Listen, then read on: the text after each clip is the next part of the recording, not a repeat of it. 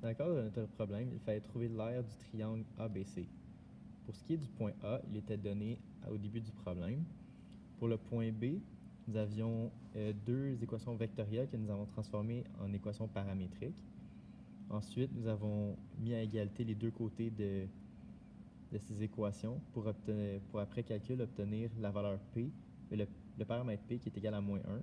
Nous l'avons réutilisé ensuite dans la droite D2 pour obtenir les coordonnées du point B qui sont 5, 1, -3. Pour ce qui est du point C, nous avons eu une équation cartésienne et une équation vectorielle. L'équation vectorielle, nous l'avons changée en équation paramétrique pour ensuite utiliser les valeurs x, y, z en les remplaçant dans l'équation cartésienne, ce qui nous a donné le point C qui est 2, -3, -3. Par la suite, pour trouver l'aire du triangle, on a utilisé les vecteurs AB et le vecteur AC. Afin de trouver les coordonnées du vecteur AB, on a soustrait les coordonnées du vecteur B, du point B, moins le point A, ce qui nous a donné 5, 2 et 1.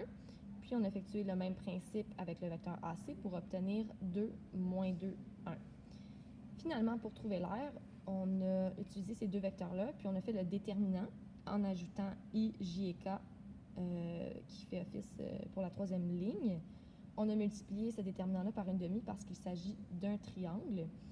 Comme je l'ai dit, on a utilisé la ligne IJK comme ligne de départ, ce qui explique pourquoi les parenthèses sont multipliées par 1.